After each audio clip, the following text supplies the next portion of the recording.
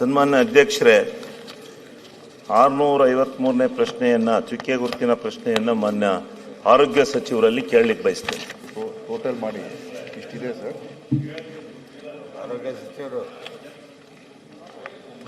ಆರೋಗ್ಯ ಸಚಿವರೇ, ಮಾನ್ಯ ಸಭಾಧ್ಯಕ್ಷರೇ, ಉತ್ತರ ಒದಗಿಸಲಾಗಿದೆ. ಕೊಡ್ತಾ ಇದ್ದೀರಾ?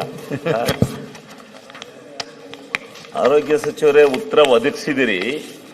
ನನ್ನ ಅಭಿಪ್ರಾಯ ಏನು ಅಂದ್ರೆ, ನೀವು ಸುತ್ತೋಲೆ ಹೊಂಡಿಸಿರೋದೇ ತಪ್ಪು. ಸರ್ಕಾರಿ ಡಾಕ್ಟರ್ನ ತಗೊಂಡು ಆ ಸರ್ಕಾರಿ ಡಾಕ್ಟರ್ಗಳನ್ನ ನೀವು ಖಾಸಗಿ ಆಸ್ಪತ್ರೆ ಮೇಲೆ ಹೋಗಿ ಅವ್ರು ಕೆಲಸ ಮಾಡಿದ್ರೆ, ಅಲ್ಲಿ ಪೇಷಂಟ್ ಸರ್ಕಾರಿ ಆಸ್ಪತ್ರೆಗೆ ಬಂದಿರ್ತಾರೆ, ಖಾಸಗಿ ಅವ್ರ ನರ್ಸಿಂಗ್ ಹೋಮ್ಗೆ ಒಂದು ಪೇಷಂಟ್ ಬರುತ್ತೆ, ಯಾವುದೋ ಪೇಷಂಟು, ತಕ್ಷಣ ಸರ್ಕಾರಿ ಆಸ್ಪತ್ರೆ ಬಿಟ್ಬಿಟ್ಟು ತಕ್ಷಣ ಹೊಟ್ಟಬಿದ್ದು ಆ ಖಾಸಗಿ ಆಸ್ಪತ್ರೆಗೆ ಹೋಗ್ತಾರೆ. ಆಮೇಲೆ 5 ಗಂಟೆ ಆದಮೇಲೆ ಯಾವುದೇ ನರ್ಸಿಂಗ್ ಸರ್ಕಾರಿ ಡಾಕ್ಟರ್ನ ನೀವು ಅವ್ರಿಗೆ ಏನೋ ಹೆಚ್ಚಿಂದ ಅದೇನೋ TAD ಅದೇನೋ ಕೊಡ್ಬೇಕಂತ ಅವ್ರ ಡಾಕ್ಟರ್ ನಾನು ಕೇಳ್ತೀನಿ, ಏನ್ರಿ ಯಾತಕ್ಕೋಸ್ಕರ ಹಿಂಗೆ ಹೋಗಿ ಖಾಸಗಿ ನರ್ಸಿಂಗ್ ಹೋಮಿಗೆ ಬರೋ ಕೇಳ್ತೀರಿ? ಎಲ್ಲರನ್ನೂ ಎಲ್ಲ ಪೇಷಂಟ್ಸ್ಗಳನ್ನು ಖಾಸಗಿ ನರ್ಸಿಂಗ್ ಹೋಮಿಗೆ ಬಲ್ಲಿ ಅಂತೇಳಿ ಅಲ್ಲಿ ದುಡ್ಡು ಇಸ್ಕೊಂಡು ಟ್ರೀಟ್ಮೆಂಟ್ ಕೊಡೋದಾದ್ರೆ ಸರ್ಕಾರಿ ಆಸ್ಪತ್ರೆ ಹಾಕಬೇಕು. ಅವ್ರಿಗೆ ಏನು ಫೆಸಿಲಿಟೀಸ್ ಬೇಕು ಕೊಟ್ಟು ಆಮೇಲೆ ಏನು ಮಾಡ್ತೀರಿ ಗೊತ್ತಾ? ರಾತ್ರಿ ಹೊತ್ತು 5 ಗಂಟೆ ಆದಮೇಲೆ ಎಲ್ಲ ಡಾಕ್ಟ್ರು ಹೋಗ್ತಾರೆ, ಯಾರನ್ನಾರು ಒಬ್ರು ಅನಾಸ್ಲಿಸಿಯಾ ಡಾಕ್ಟರ್ನಲ್ಲಿ ಇಡ್ತಾರೆ.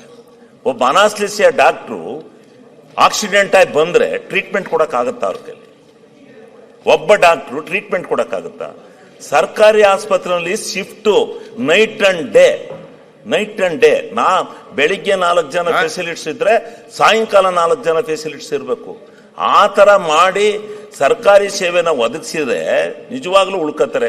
ಖಾಸಗಿ ನರ್ಸಿಂಗ್ ಹೋಮ್ಗಳಿಗೆ ಹೋಗಿ ಇವತ್ತು ಅರ್ಧ ಜನ ಏನಾರ ಆರ್ಥಿಕ ಸಂಕಷ್ಟಕ್ಕೆ ಬಡವರು ಸಿಗಾಕೊಂಡಿದ್ರೆ ಈ ಆರೋಗ್ಯ ಇಲಾಖೆಯ ಖಾಸಗಿ ನರ್ಸಿಂಗ್ ಹೋಮ್ನಲ್ಲಿ ನಡೆಯತಕ್ಕಂಥ ಅವ್ಯವಸ್ಥೆ ಅಂತಲಾರ ಹೇಳೋಣ, ದುರಾಸೆ ಅಂತಲಾರ ಹೇಳೋಣ, ಅದೇನೋ ಬಟ್ ಸೇವೆ ಕೊಡ್ತಾವ್ರ ಅವರು 24 ಅವರ್ಸ್.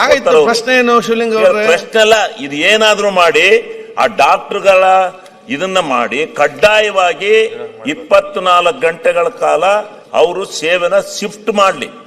ಹೆಚ್ಚಿಗೆ ಹೊತ್ತು ಮಾಡೋದು ಬೇಡ, 3 ಶಿಫ್ಟ್ ಮಾಡಿ. ಡಾಕ್ಟರ್ ಒಟ್ಟೆ ಎಲ್ಲಿಗೂ ಹೋಗಲ್ಲ, ಡಾಕ್ಟರ್ ಬೇಕಾದಷ್ಟು ಚೆನ್ನಾಗ್ಯಾರ. ಈಗ 5,000 ಜನ ವರ್ಷಕ್ಕೆ MBBS ಮಾಡಿದ್ರೆ ಹೊರಗೆ ಬರ್ತಾವ್ರೆ. ಡಾಕ್ಟರ್ಗಳು ಎಲ್ಲಿಗೂ ಹೋಗ್ತಿಲ್ಲ, ಡಾಕ್ಟ್ರು ಇರ್ತಾರೆ. ಅದರಿಂದ ದಯವಿಟ್ಟು ಇದನ್ನ ಏನಾದ್ರೂ ಒಂದು ವ್ಯವಸ್ಥೆ ಮಾಡಿ ಆ ಜನಗಳ. ಆಮೇಲೆ ಸರ್ಕಾರದಿಂದ ಆಸ್ಪತ್ರೆ ಮೆಡಿಸಿನ್ ಕೊಡ್ತೀರಿ, ಆ ಮೆಡಿಸಿನ್ಸ್ಗಳೆಲ್ಲ ಅವ್ರು ತಗೊಂಡು ಆ ಖಾಸಗಿ ನರ್ಸಿಂಗ್ ಹೋಮ್ ಅಲ್ಲಿ ಕೊಟ್ಟು ದುಡ್ಡು ಇಸ್ಕೊತಾರೆ. ಮಂತ್ರಿಗಳೇ, ಇದು ನಾವು ವಾಸ್ತವವಾಗಿ ಕಂಡಿರ್ತಕ್ಕಂಥದ್ದು. ನಾ ಡಾಕ್ಟರ್ ತಪ್ಪು ಅಂತ ಹೇಳಲ್ಲ, ಯಾರ್ದು ತಪ್ಪಲ್ಲ. ವ್ಯವಸ್ಥೆನ ದಯಮಾಡಿ ತಪ್ಪಿಸ್ಬೇಕು. ನಿಮ್ಮ ಕಳಕಳಿ ಕಾಳಜಿ ಅರ್ಥ ಆಗಿದೆ. ಉತ್ತರ ಕೊಡ್ಬೋದಾ? ಕೊಡಿ ಸ್ವಾಮಿ, ಉತ್ತರ ಕೊಡಿ. ಮಾನ್ಯ ಸಭಾಧ್ಯಕ್ಷರೇ, ಈಗ ಏನು ಶಿವಲಿಂಗೇಗೌಡರು ಎತ್ತಿದ್ದಾರೆ ಇದು ಬಹಳ ಒಂದು ಮುಖ್ಯವಾದಂತ ಪ್ರಶ್ನೆನೆ. ಇದ್ರ ಬಗ್ಗೆ 2 ಮಾತಿಲ್ಲ. ಈಗೇನಾಗಿದೆ, ನಮ್ಮಲ್ಲಿ ಸರ್ಕಾರಿ ವೈದ್ಯರಿಗೆ ಕೆಲವು ನಿರ್ಬಂಧನೆಗಳಿದೆ. ಖಾಸಗಿ ಅಂತ ಹೇಳಿದ್ರೆ 4 ಗಂಟೆ ಅವರ ಸಮಯ ಅವಧಿಯ ನಂತರ ಅವರು ಬೇರೆ ಕಡೆ ಹೋಗಿ ಕೆಲಸ ಮಾಡೋದಕ್ಕೆ ಅವಕಾಶ ಮಾಡಿಕೊಟ್ಟಿದೆ ಹಿಂದೆ ನಮ್ಮ ಇರುವಂತ ಒಂದು ಕಾನೂನುಗಳಲ್ಲಿ.